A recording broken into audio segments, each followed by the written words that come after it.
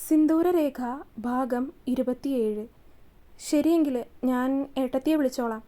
വേണ്ട, ഞാൻ ഫോൺ കൊടുക്കാം. ഉണ്ണി അങ്ങനെ പറഞ്ഞ് ഫോൺ കട്ട് ചെയ്യാൻ ഒരുങ്ങിയപ്പോൾ തന്നെ മനു ഫോണുമായി അവളുടെ അടുത്തേക്ക് നടന്നു. ദാ ഉണ്ണി വിളിക്കുന്നുണ്ട് തന്നെ. അപ്പോഴും ടി വിയിൽ അവൾ എന്തോ പണിതുകൊണ്ടിരിക്കുകയായിരുന്നു. അതിനിടയിലാണ് മനു അവൾക്ക് ഫോണുമായിട്ട് വന്നത്. ഇല്ലാത്ത ഗൗരവം ഉണ്ടാക്കിയെടുത്തുകൊണ്ട് അവനെ ഒന്ന് നോക്കി അവൾ ഫോൺ കയ്യിലേക്ക് വാങ്ങി. ഹലോ ഏട്ടാ. ഫോൺ എടുത്ത പാടെ അവൾ അവനെ വിളിച്ചു. മോളൊന്ന് ഏട്ടൻ്റെ അടുത്ത് നിന്നൊന്ന് മാറി നിന്നേ. ഉണ്ണി അങ്ങനെ പറഞ്ഞതും മനുവിനെ ഒന്ന് നോക്കിക്കൊണ്ട് അവൻ അറിയാത്ത വിധത്തിൽ അവൾ പതിയെ നടന്ന് മുറിക്കുള്ളിലേക്ക് പോയി. ആ മുറിയില്ല, പറഞ്ഞോ. എന്തു പറ്റി ഏട്ടത്തി, നിനക്ക് വയ്യെന്ന് പറഞ്ഞു?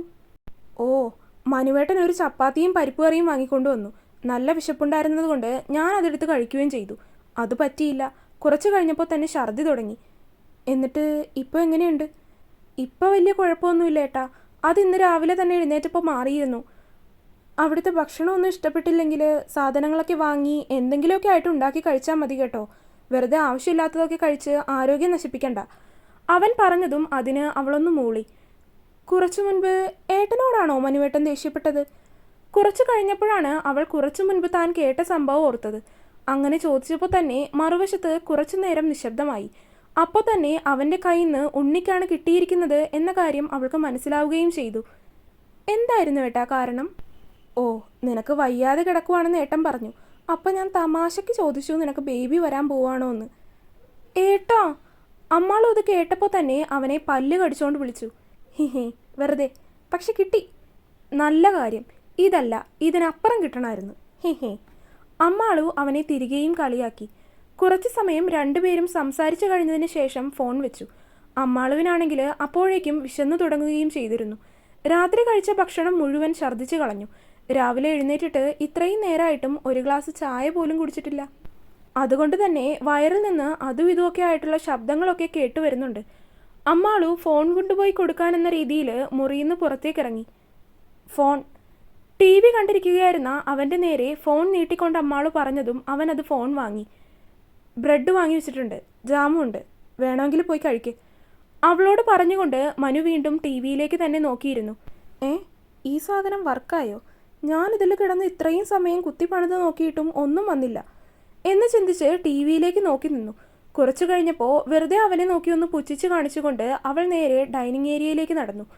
അടുക്കളയിൽ പോയി നോക്കിയപ്പോൾ അവിടെ പാത്രങ്ങളും സ്റ്റൗവും ഒക്കെ ഉണ്ട്.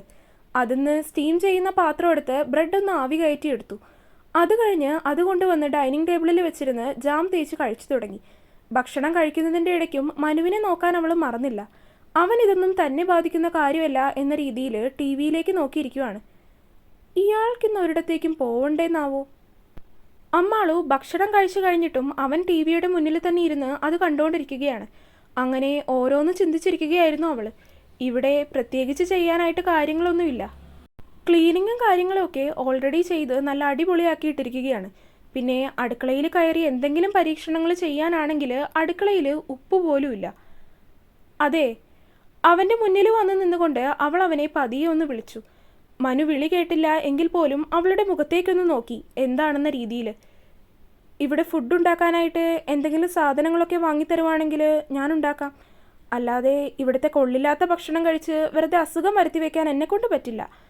അവന് ചിലപ്പോൾ ഇവിടുത്തെ ഭക്ഷണമൊന്നും കുഴപ്പമില്ലായിരിക്കാം, പക്ഷേ അവൾക്കതൊട്ടും അഡ്ജസ്റ്റ് ആവാൻ പറ്റുമെന്ന് തോന്നുന്നില്ല. അതുകൊണ്ട് എന്തെങ്കിലുമൊക്കെ ഉണ്ടാക്കി കഴിക്കുക എന്നുള്ളത് അവളുടെ ആവശ്യമാണ്. അവനോടങ്ങനെ ചോദിക്കുമ്പോഴും ആറ്റിറ്റ്യൂഡൊക്കെ ഇട്ടാണ് അതും അവനോട് ചോദിച്ചത്. റെഡിയാവ്. അമ്മാളും അങ്ങനെ പറഞ്ഞപ്പോൾ തന്നെ മനു വേഗം തിരികെ പറഞ്ഞു. ഞെട്ടി. അവൻ്റെ ആ ഒരു പ്രവൃത്തിയിൽ അമ്മാളു ഒന്നാകെ ഞെട്ടിത്തരിച്ചതുപോലെ നിന്നു പോയിരുന്നു. ഇനി ഇവിടെ തന്നെ എന്നെ നോക്കിക്കൊണ്ട് നിൽക്കാണ്ട് പോയി വേഗം റെഡിയായി വരാൻ നോക്ക്. അമ്മാളു അങ്ങനെ തന്നെ കണ്ണുമിഴിച്ച് നോക്കി നിൽക്കുന്നത് കണ്ടതും അവൻ അവളോടായി പറഞ്ഞു. കാലവാടം നന്നായോ? ഓ വേണ്ട, പാവം മനുവേട്ടൻ നന്നായോ? അങ്ങനെയൊക്കെ ആലോചിച്ചുകൊണ്ട് അമ്മാളു വേഗം പോയി ഒരുങ്ങിയിറങ്ങി. താഴെ മനു റെൻറ്റിനെടുത്ത കാർ അപ്പോഴേക്കും വന്നിരുന്നു. അതിലൊരു സൂപ്പർ മാർക്കറ്റിലേക്കാണ് അവൾ അവനുമായിട്ട് പോയത്. അവിടെ എത്തിക്കഴിഞ്ഞപ്പോൾ എന്ത് വാങ്ങണമെന്ന് അറിയാൻ പറ്റാത്ത അവസ്ഥയിലായിപ്പോയി അമ്മാളു. പെട്ടെന്ന് വന്നതുകൊണ്ട് എന്തൊക്കെ വാങ്ങണമെന്നുള്ളതിനൊന്നും ഒരു ധാരണ ഉണ്ടായിരുന്നില്ല. എങ്കിലും ഇനി അത് അവനോട് പറഞ്ഞ് അവൻ്റെ വായിലിരിക്കുന്നത് മേടിക്കണ്ടല്ലോ എന്ന് കരുതി അമ്മാളു ഓരോ സാധനങ്ങളൊക്കെ ആലോചിച്ച് എടുക്കാൻ തുടങ്ങി. അരി, കുറച്ച് മസാലകൾ, ഉപ്പ്, വെളിച്ചെണ്ണ, ആവശ്യത്തിനുള്ള പൊടികൾ, കുറച്ച് പച്ചക്കറികൾ, അങ്ങനെ അത്യാവശ്യം വേണ്ടുന്ന കുറച്ച് സാധനങ്ങൾ വാങ്ങിവെച്ചു. അത് പിന്നെ ചെയ്തു കഴിഞ്ഞതിന് ശേഷം അവിടെ തന്നെ പുറത്തായിട്ടുള്ളൊരു മീറ്റ് ഷോപ്പിൽ കയറി കുറച്ച് ചിക്കനും മറ്റു മീറ്റും ഒക്കെ വാങ്ങി. അതിനുശേഷം അധികം വൈകാതെ തന്നെ തിരികെ അപ്പാർട്ട്മെൻറ്റിലേക്ക് വരികയും ചെയ്തു. മനു പിന്നെ ഇവൾ എടുക്കുന്നതൊക്കെ നോക്കി നിൽക്കുന്നതും അതൊരു ബില്ല് പേ ചെയ്യുകയും മാത്രമാണ് ചെയ്തത്. അങ്ങോട്ടുള്ള യാത്രയിലും ഇതുപോലെ തന്നെ തിരികെ പോരുമ്പോഴും ആ കാറിനുള്ളിൽ തീർത്തും നിശബ്ദത മാത്രമായിരുന്നു. ഇയാളുടെ വായിൽ എന്തോ പൂച്ച പെറ്റിയെടുക്കുകയാണെന്ന് തോന്നുന്നു. അവൻ മിണ്ടാതിരിക്കുന്നത് കണ്ടതും അമ്മാളും മനസ്സിൽ ചിന്തിച്ചു. താൻ എന്തെങ്കിലും അങ്ങോട്ട് ചോദിച്ചാൽ മാത്രമാണ് അവൻ അതിന് സംസാരിക്കുക, അല്ലാത്തപ്പോൾ ഒക്കെ ഇങ്ങനെ മിണ്ടാതിരിക്കും. അങ്ങനെ ഒരുപാട് സമയം സംസാരിക്കാതിരിക്കാനും വേണം ഒരു കഴിവ്. അന്നേരം അമ്മാളും മനസ്സിൽ ചിന്തിച്ചു. വീട്ടിലെത്തി. സാധനങ്ങളൊക്കെ വാങ്ങിയത് കൊണ്ട് അമ്മാള് പിന്നെ അതിൻ്റെ പിറകെ ആയിരുന്നു.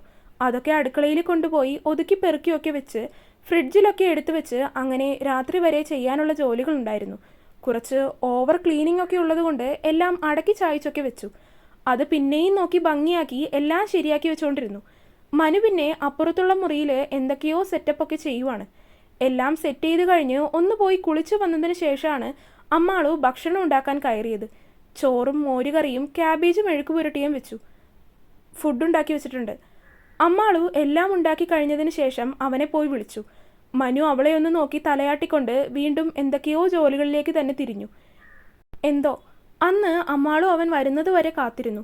അവൻ വന്ന് അവനുള്ള ഫുഡ് കൂടി വിളമ്പി കഴിഞ്ഞാണ് അമ്മാളു കഴിച്ചു തുടങ്ങിയത്. ഭക്ഷണം കഴിക്കുമ്പോൾ അവൻ്റെ മുഖഭാവമൊക്കെ എങ്ങനെയാണെന്ന് അമ്മാളു നോക്കിയിരിക്കുകയായിരുന്നു.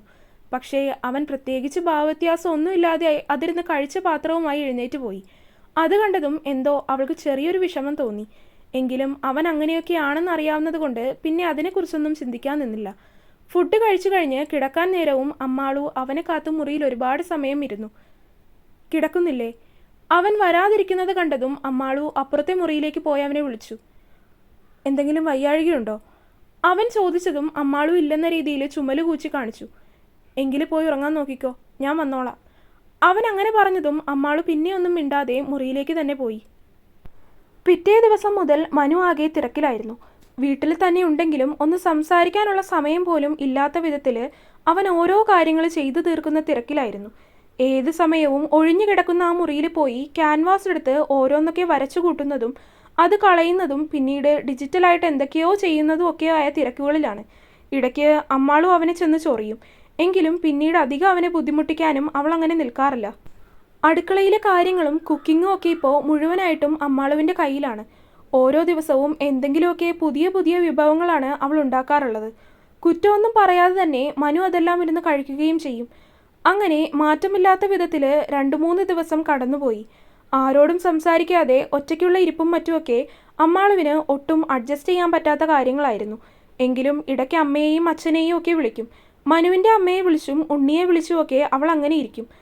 ഒരു ദിവസത്തിൻ്റെ പകുതി സമയം അവൾ അടുക്കളയിൽ തന്നെ ചിലവാക്കുകയും ചെയ്യും. പിന്നീടുള്ള സമയം TV കണ്ടും നാട്ടിൽ നിന്ന് കൊണ്ടുവന്ന 1-2 പുസ്തകം വായിച്ചുമൊക്കെ അങ്ങനെ തള്ളി നീക്കും. 2 ദിവസം കൂടി കടന്നുപോയി. എല്ലാ ദിവസവും രാത്രി കിടക്കാൻ നേരം അവനെ കാത്ത് അവളിരിക്കും. എങ്കിലും ഒരുപാട് സമയം ഇരുന്ന് പോകുമ്പോൾ അവൾ പോലും അറിയാതെ തന്നെ ഉറങ്ങിപ്പോവുകയും ചെയ്യും. ഇന്നും പതിവ് പോലെ അമ്മാളു രാവിലെ തന്നെ എഴുന്നേറ്റു. കുറച്ച് കൂടുതൽ സമയം കിടന്നുറങ്ങി. അത് ശീലമായി കഴിഞ്ഞാൽ പിന്നീട് കോളേജിൽ പോകാൻ തുടങ്ങി കഴിയുമ്പോൾ എഴുന്നേൽക്കുമ്പോൾ അത് ബുദ്ധിമുട്ടായി തീരും. അത് കരുതി പതിവ് സമയം തന്നെ എഴുന്നേൽക്കാൻ അവൾ എപ്പോഴും ശ്രമിക്കാറുണ്ട്. അങ്ങനെ അന്നത്തെ ദിവസവും രാവിലെ എഴുന്നേറ്റ് ഹാളിലേക്ക് വന്ന് നോക്കിയപ്പോൾ മനു എവിടെയോ പോകാനായിട്ട് തയ്യാറായി നിൽക്കുകയാണ്. ഒരു ബാഗിൽ എന്തൊക്കെയോ സാധനങ്ങളൊക്കെ പാക്ക് ചെയ്തെടുത്ത് വെച്ചിട്ടുണ്ട്. കുളിച്ച് ഡ്രസ്സൊക്കെ മാറി മുടിയൊക്കെ ബൺ കെട്ടിയിട്ടാണ് നിൽക്കുന്നത്.